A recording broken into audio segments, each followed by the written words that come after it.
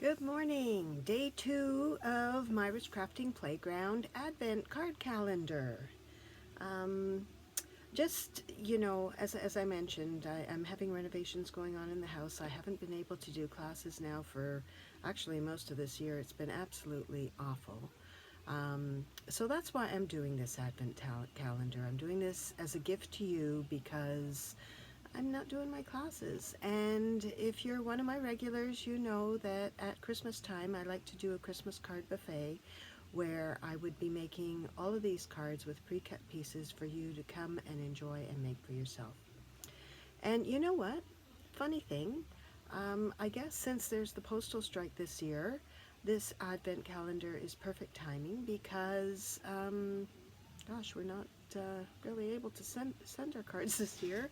So I am going to have a ton of cards ready for next year, and I'm very excited about that. And of course, for friends and families who are near, they'll be receiving theirs by hand.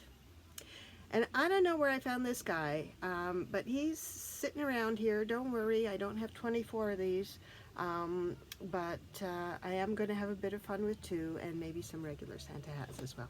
Anyhow, okay, day 2. What's the card?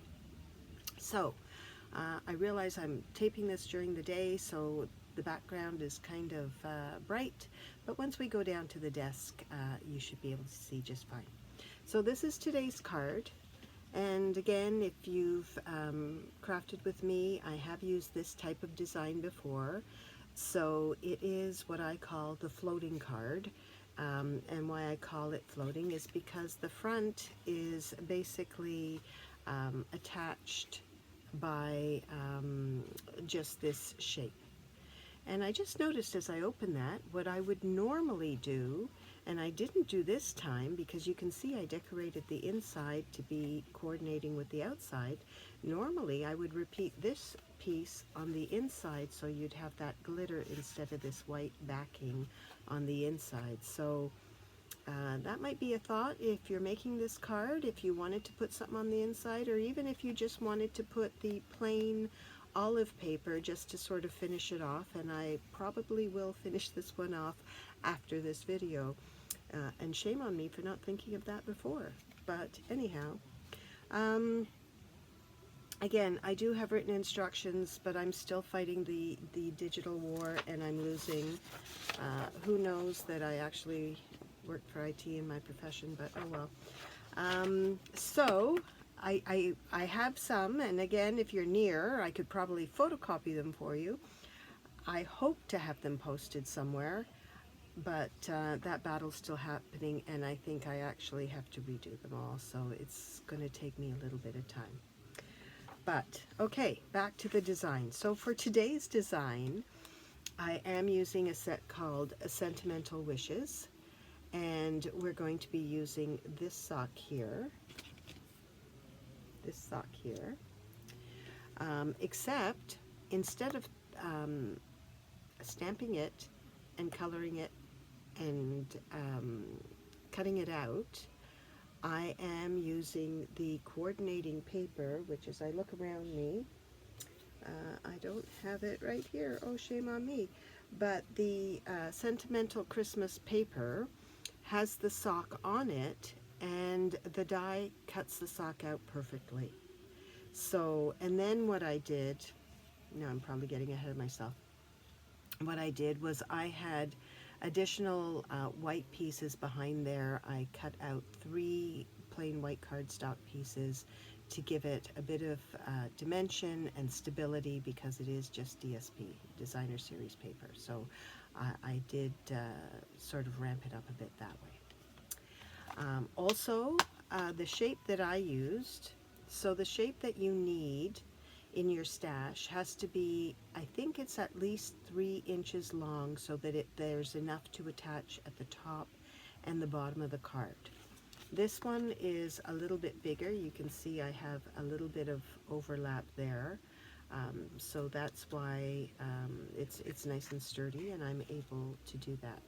But I have done it with other shapes, larger labels or different size labels, and it's worked as well. But like I said, I have quite a bit of overlap here. You don't need a ton, And again, you would want to use very secure adhesive to make sure it stays. But there you go. So that's today's card. So I used the Countryside Corners. This is the stamp set, but of course, let's see if it doesn't all fall out. This is how I store my dies with coordinating stamp sets. All of this because one of my girls, a while ago, I was doing a class and I made everybody fussy cut a shape. And at the end of all the fussy cutting, she turned around and said to me, "Isn't there a punch for that?" And sure enough, there was, and I was a goofball, and I totally forgot it. So now I mark my my sets so that I know if there's a coordinating punch, if there are coordinating dies, or if it's an online exclusive. That's what this blue dot is. This was a moved from the catalog to an online exclusive. Not sure if it's still there, to be honest with you. I think it is, but if it's not, shame on me for using discontinued stuff. Okay, let's go. Let's go. Let's move down to the desk. And oh, the other thing that I am using today are these Cherry Cobbler and Pearl adhesive backs. You can see that they there's some singles, and then they come in clumps of 3, so they look like berries. I've chosen to use the clear ones here. I have some there, I have some there, and then I have a single one up here. I always decorate in odd numbers, so 3, 5s, whatever. So that's,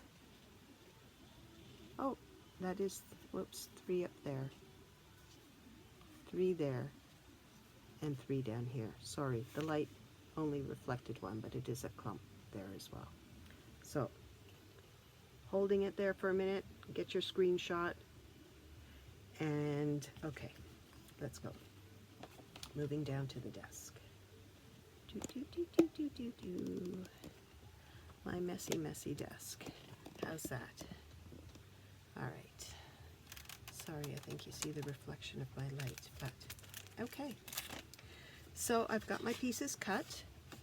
This is 4 1/4 by 7.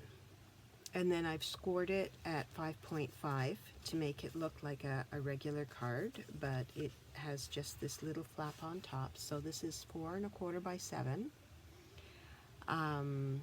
scored at 5.5. So this is the 5.5 mark.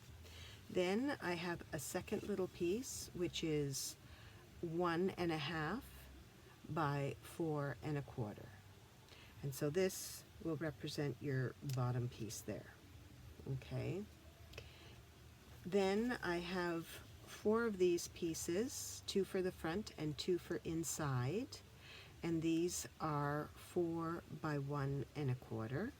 And they're basically going to go across the bottom and the top, and then on the inside flap as well.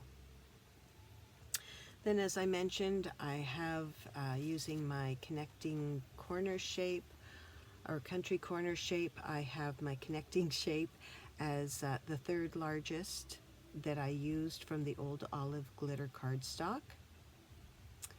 And then I have another one which is just in white, and that's for the inside greeting. Okay. Okay. Then this is the sock cut out from the DSP, and the shapes align perfectly. Where did I just put that?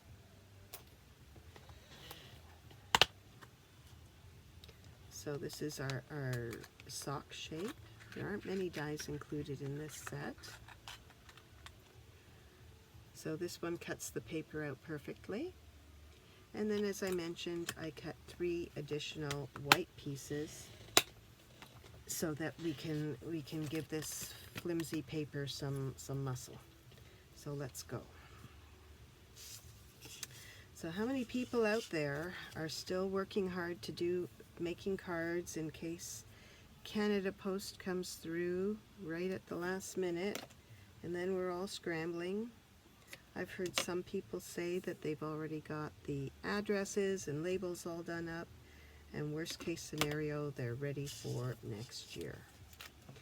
Well, I won't have my envelopes or anything done, but I'll certainly have my cards done.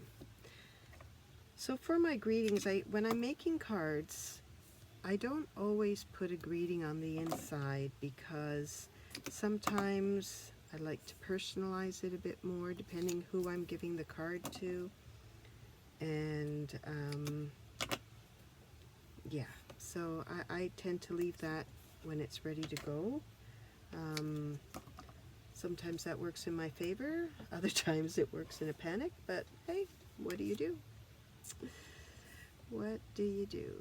This year, like I said, I'll be handing out cards to those I see in the family and my friends, and maybe a few neighbors who don't normally get a card just might. Okay, I don't need anything there.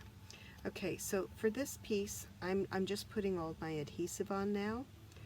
I'm going to make sure for my shape, because these corners sort of are indicative of the area where I can put my glue, I'm going to put my tape below those corners. Depending what shape you use here, you have to decide how much space you have where you'd put your adhesive. Okay, so I'm just going to put it on the bottom here. I'm going to put 2 pieces because this is what's holding the whole thing together. And I think I told you yesterday, I don't like to do the job twice. So here we go. Alright, and then my inside piece, I'm going to secure that as well. And I can add my greeting after. You can choose what you like to add as a greeting depending what sets you have. This particular set, that doesn't work very well. Ooh, I have a box of Smarties here, that might help. I wanted you to be able to read the greetings while I finish the glue. So this one had a couple of nice sets, and I like the old-fashioned font. So I used Have a Very Merry Christmas. That's kind of nice too. Let's celebrate the season. Wishing you joy and happiness, and for someone special. Although for someone special, that's probably something I'd put on the front of the card rather than inside. But, you know, to each their own. All right, save those Smarties for later. Okay, let's put this little guy together. Okay, for the sock, I am going to use liquid glue, only because it's fast. It's fast if your glue bottle works. A little bit of pinned love here. I always have this pin handy so I can get that glue flowing easily. Haha, flowing easily. Come on. And that's why tape is really good. Oh dear. Come on. Let's try this again. If not, plan B. There we go. Alright. I'm going to try and keep it a little bit more to the middle because as I put it together, I don't want it to seep out the sides too much. You put it too close to the edge, you're going to have all kinds of goobers coming out the sides. So let's put this guy on top of here.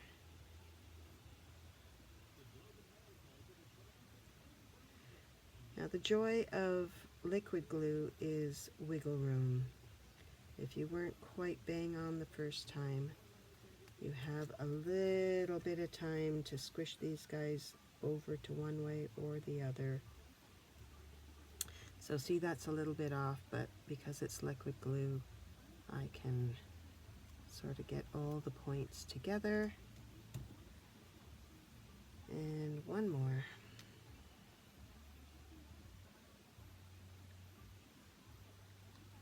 And now I almost have a piece of chipboard the way it's going to feel, but I like that it's nice and thick and secure. And I love the detail in the actual designer paper. So there we go. There's a nice thick sock for you. All right, now that's ready to go. This is ready to go. Let's put this together. Ooh, I'm a little over 15 minutes. I try not to make my videos too long. I don't know if you're like me, but my attention span is limited. All right, so I'm just centering this. Do you have the radio going? I have the radio going, and right now I'm on CHFI playing Christmas tunes. I do that in my craft room, but I have to be honest. Okay, I'm looking to see how everything is falling here. So the leaves go downward, so even though this candy cane is upside down, I don't want my leaves to appear upside down. So I am a little conscious about this. I was looking at it when I did this piece as well, but depending whether this piece is going on the inside or I'll show you in a second. All right, so this is good. Then when I open it, again, I want to make sure that my paper is flowing in the right direction. I don't want it to be upside down.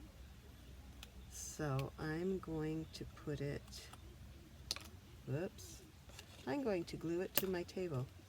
No, I'm looking at the berries, and they are this direction. I'm going with this direction. All right, so I'm happy that it doesn't look like it's upside down. My branches are flowing downward, which gravity works, right? So here, I want to make sure that this is this way. So yes, my candy cane looks upside down, but my branches are going downward. So when that is open, it's in this direction. And I'm going to take this piece of paper. Now, of course, that depends what kind of paper you're using.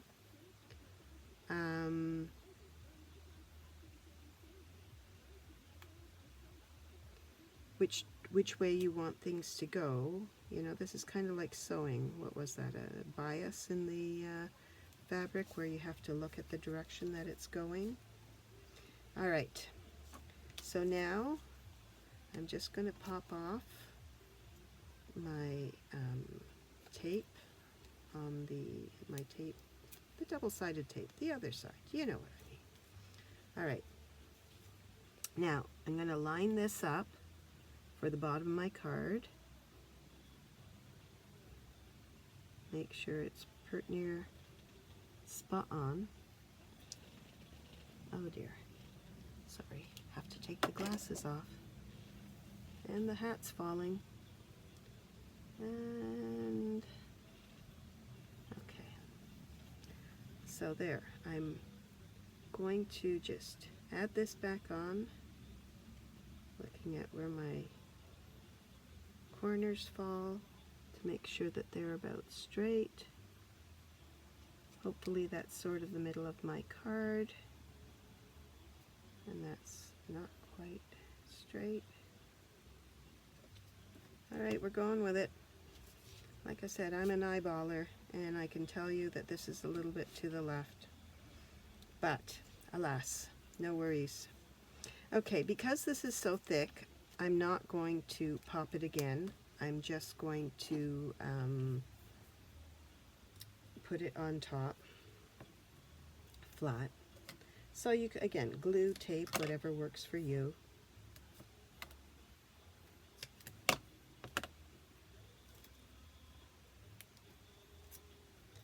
Alright. And so this time I'm going to look at this a bit better. Alright. Then for my inside piece, what your goal is to make sure that it's hidden behind your outside piece. So I am just going to do this.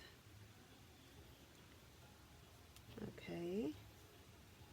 So it's hidden behind my green piece now. And then I will close my card. And there you go. It's right in the right spot. Off center, just like the center. Handmade, not Hallmark. You know the line, so if it's not perfect. Alright, so now I'm going to pull out my embellishments and use a picking tool just to, I'm using the red berries this time so that we can see whether they show up a little bit better, if they add a little bit more oomph to the card. We can always improve upon what we do, and I just sort of went across my card. I know normally the thought is that you go in a sort of triangular positioning, but this time I just went across the card, and there you have it. So there's day 2. Our our advent calendar, our card making, and I've got 2 more cards ready for next year. So hope you enjoyed. Have a great day. See you tomorrow.